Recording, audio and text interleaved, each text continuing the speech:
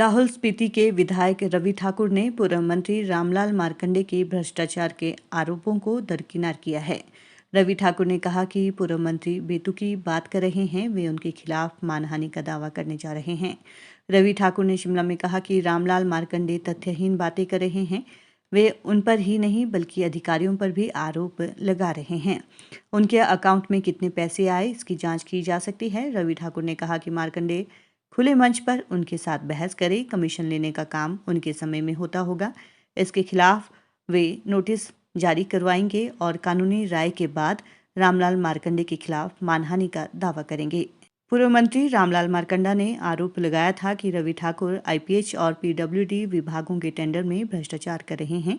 Tender में उन्होंने 10% commission fix कर रखी है, जिसके सबूत उनके पास हैं। उन्होंने मुख्यमंत्री से रवि ठाकुर का इस्तीफा मांगा था, जिसके बाद अब रवि ठाकुर ने इन आरोपों को नकारा है।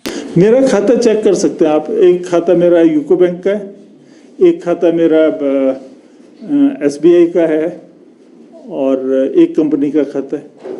3 खाते हैं, तीनों आप चेक कर सकते हैं कहाँ से पैसा है, कहाँ से गया। खुली किताब है। मैं तो पूर्व मंत्री को ये कहूँगा कि विकास के इतने कार्य हो रहे हैं, तो अब हम एक मंच पे आके आप मेरे से बात कर सकते हैं और विकास की बात करते हैं, बजाय इसके अनाप बातें करने का।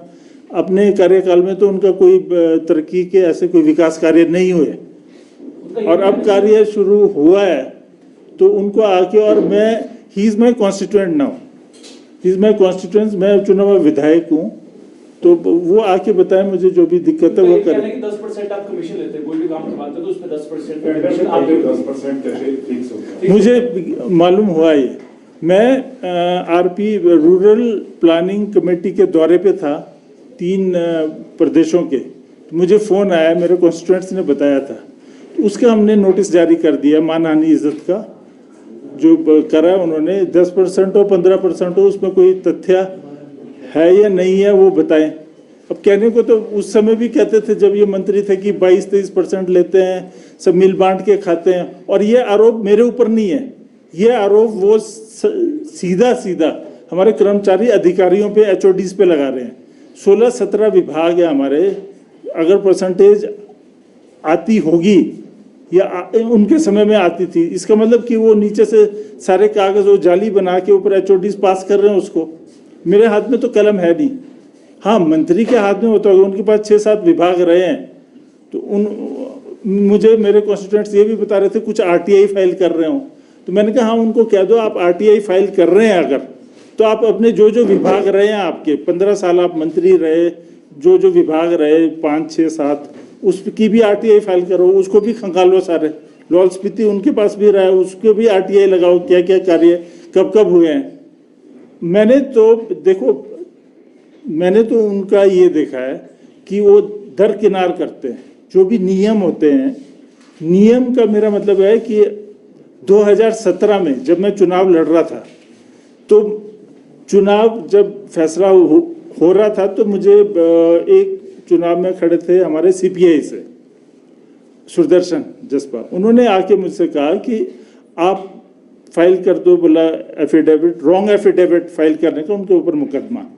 मैंने कहा क्यों? बोलते इसमें तो उनकी प्रॉपर्टी की लिस्ट ही नहीं है, जबकि उनके पास अतः प्रॉपर्टीज है। बोला शिमला में भी है, कई जगह है, कुल्लू में है, अपना शमशी में है, नगर में है, कोई और भी कई जगह बताई, पता नहीं रामपुर में बता रहे थे कहाँ।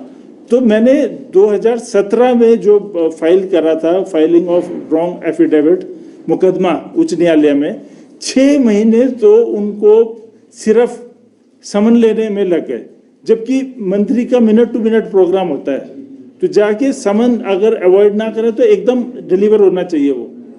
और 6 महीने बाद भी, जैसे कोई ऑफेंडर होता है ना, हैबिचुअल ऑफेंडर, चोर उचक्का या गली कूचे में पकड़ के उनको हाथ में पकड़ाते हैं जाके, उस तरह से देना पड़ा समन। ये नहीं कि भेज दिया तो उन्होंने ले लिया, जाके भाई ये वो व्यक्ति है, इसके हाथ में दो।